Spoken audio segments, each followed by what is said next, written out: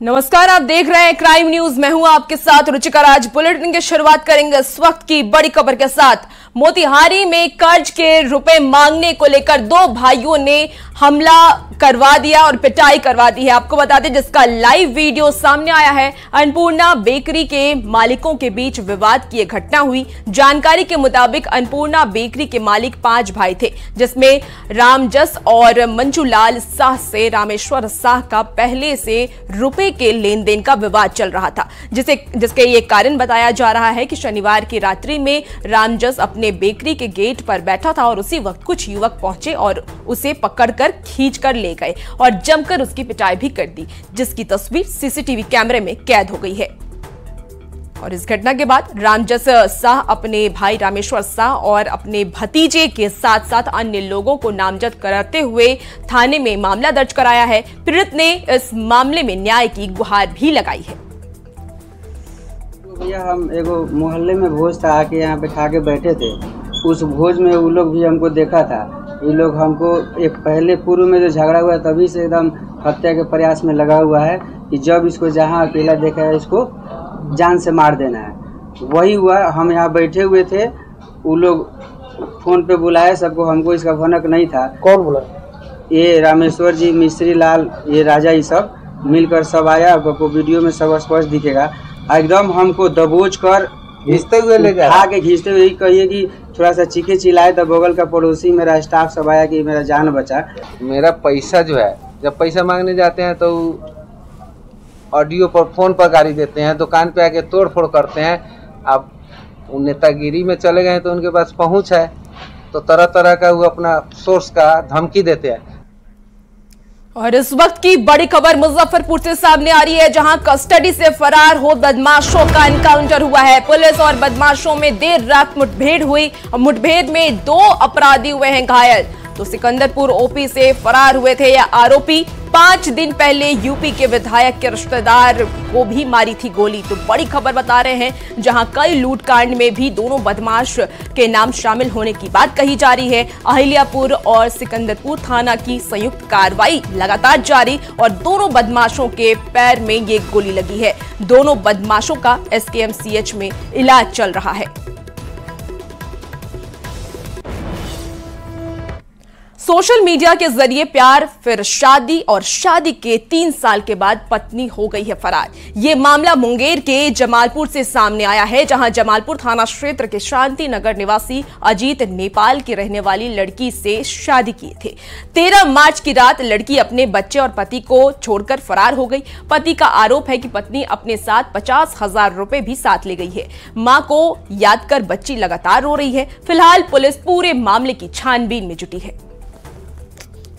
कुछ नहीं, बस वही कि मैं मुंबई से यहाँ पे आया था तो घर का प्रॉब्लम से मतलब छोड़ के कहीं चली गई है। अब इतना तो नहीं पता कि कहाँ गई है, किसके साथ गई है। तो फिर क्या तुम लोग कहीं आवेदन दिया, कुछ किया? थाने पे गए। थाने पे मतलब कि बोले तो 13 तारीख को ही गए, तो बोलता है थाने तो बोला गया कि बालिक है, तो अब जहाँ जाना है वो चली गई है, जाओ दूसरा शादी कर लो, ये वो। मुंगेर के वासुदेवपुर थाना क्षेत्र में गश्ती टीम पर ग्रामीणों ने हमला कर शराब के नशे में पकड़ाए गए आरोपी को छुड़वाकर भगा दिया है। इस दौरान ग्रामीणों ने पुलिस पर पत्थरबाजी भी की, जिसने गश्ती वाहन क्षतिग्रस्त हो गया है। वहीं गश्ती में शामिल वासुदेवपुर थाना के पीटीसी अनिल सिंह, पीटीसी सुनील कुमार सहित 5 पुलिस जवान भी घायल हो गए हैं। घायल सभी पुलिस कर्मी को अस्पताल में इलाज के लिए भर्ती कराया गया। वहीं पीटीसी जवान के मुताबिक पुलिस पर हमला करने और सरकारी काम में बाधा डालने के आरोप में पुलिस ने 13 नामजद और 12 से 13 अज्ञात लोगों के खिलाफ प्राथमिकी भी दर्ज की है। वहीं पुलिस ने मामले की कार्रवाई करते हुए 2 नामजद लोगों को गिरफ्तार भी कर लिया। जितेंद्र साहनी और लोलो साहनी शराब पी के हंगामा कर रहा है, तो उसको पकड़ने के लिए थाना अध्यक्ष के नेतृत्व में एक टीम गई।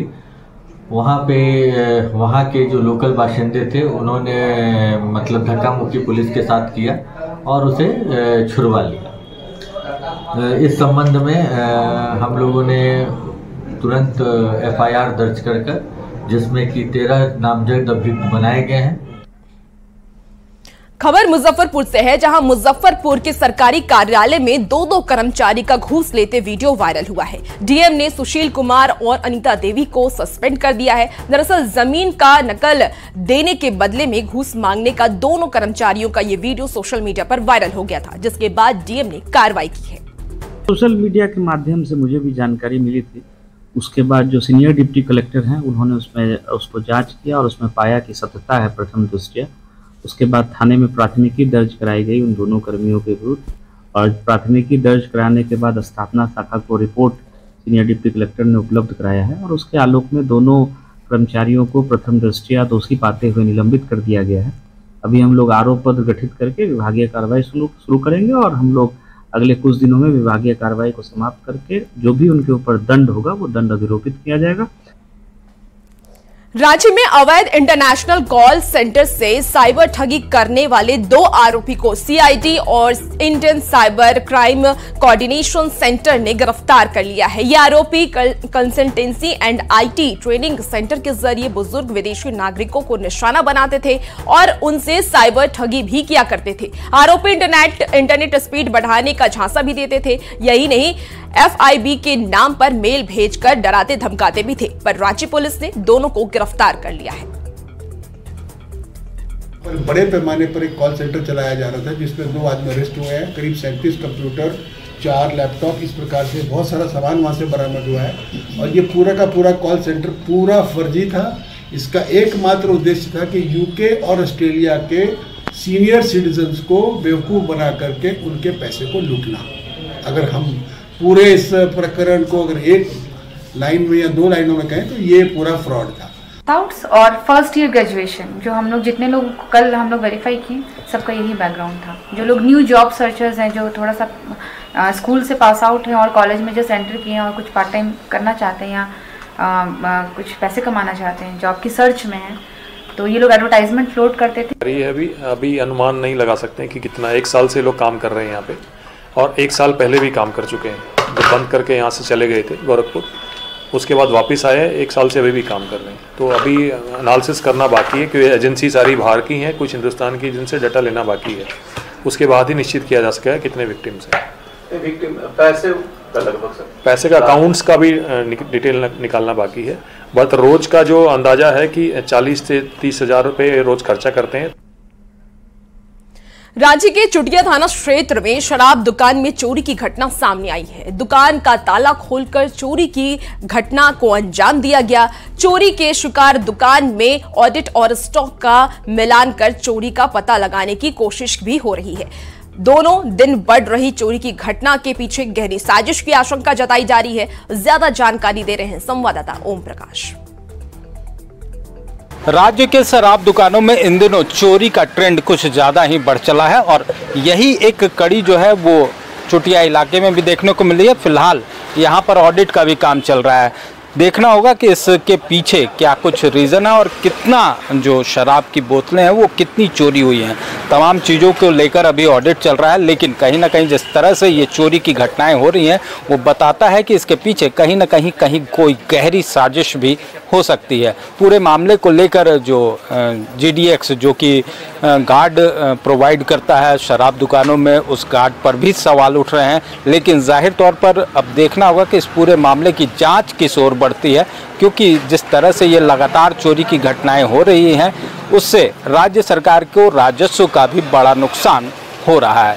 अब इस मामले को लेकर विभाग कितना गंभीर है और विभाग इस पर किस तरह से आगे प्रतिक्रिया देता है, ये देखना दिलचस्प होगा। रांची से न्यूज़ 18 के लिए ओम प्रकाश।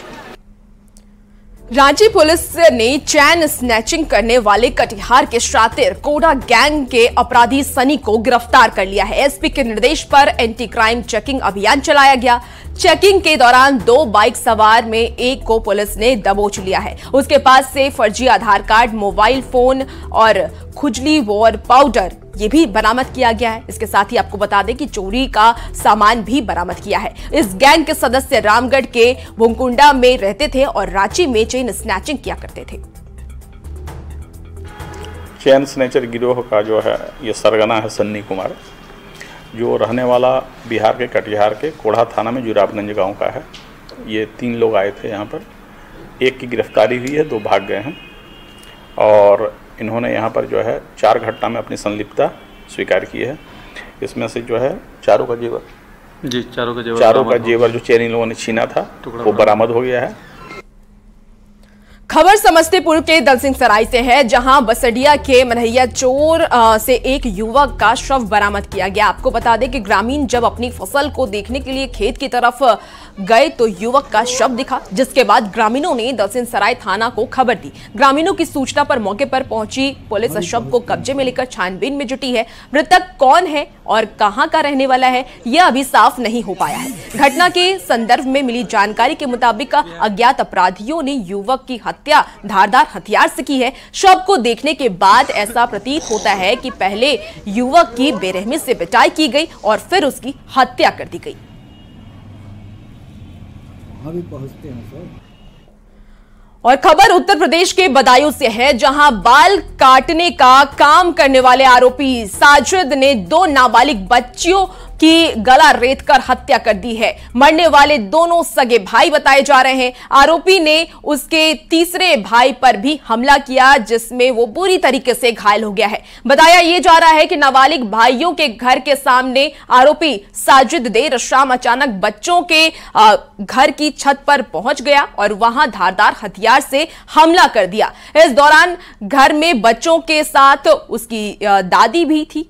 जिस वक्त ये घटना को अंजाम दिया गया, साजिद के हमले में दोनों बच्चों की मौके पर ही मौत हो गई है, जबकि तीसरा बच्चा अब गंभीर रूप से घायल बताया जा रहा है। जिसके बाद उनकी दादी ने तीसरे बच्चे के साथ खुद को कमरे में बंद कर लिया और उसकी जान बच सकी। वारदात के बाद जब पुलिस मौके पर पहुंची तो उसने पुलिस पर भी फायरिंग की है, जिसके बाद पुलिस ने आरोपी को एनकाउंटर कर ढेर कर दिया। पुलिस के मुताबिक इस पूरी वारदात में साजिद का भाई जावेद भी शामिल है। दूसरी तरफ घटना के बाद गुस्साए लोगों ने जोरदार हंगामा किया है और आगजनी भी की है। हालांकि पुलिस का दावा है कि हालात अभी काबू में है और हत्या की वजह की जांच भी की जा रही है।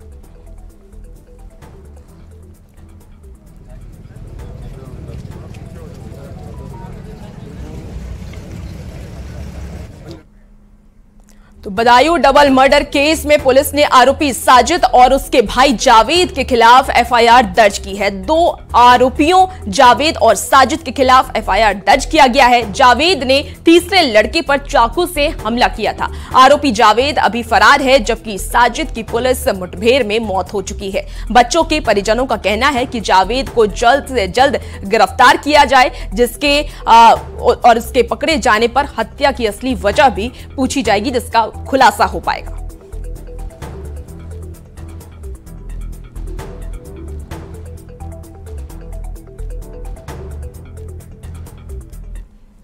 तो वहीं बदायूं डबल मर्डर केस में बच्चे की मां ने यह आरोप लगाया है कि वारदात को अंजाम देते समय आरोपी जावेद बाहर खड़ा था, जबकि साजिद वारदात को अंजाम दे रहा था। एफआईआर में जावेद आरोपी है और फिलहाल फरार है। वहीं बच्चों की मौत के बाद मां का रो रो कर बुरा हाल है।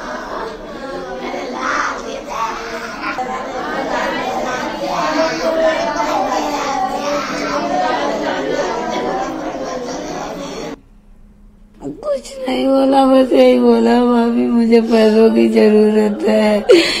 3 ग्लेचर लिया और पैसे 5000 रुपए की हमने हस्बैंड से पूछा, बोले दे दो, मैंने दे दिए। फिर खड़ा रहा, बोले मेरी बहू की डिलीवरी 11 बजे का टाइम दिया। ये खड़ा रहा यहाँ पे, आइस को बुला के बोला पार्लर देखेंगे। उसी के बहाने बुला के ये छत पे ले गया। छोटे वाले से कह दिया कि पानी ले आ जाएगी। तब तक उसने बड़े को मार दिया। छोटे वाले ने देखा तो उसका भी मर्डर कर दिया। वही मेरे 2 को मार दिया।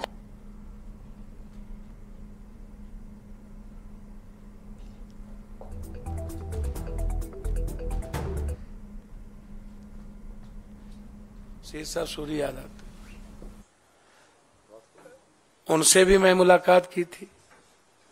लगातार हम अपने आदरणीय नेता जो बचपन से जिनको मैं संघर्ष करते देखा, मोहन प्रकाश जी, समाजवादी से लेके पुराना जनता दल, जिनका लंबा सानिध्य मुझे प्राप्त रहा है।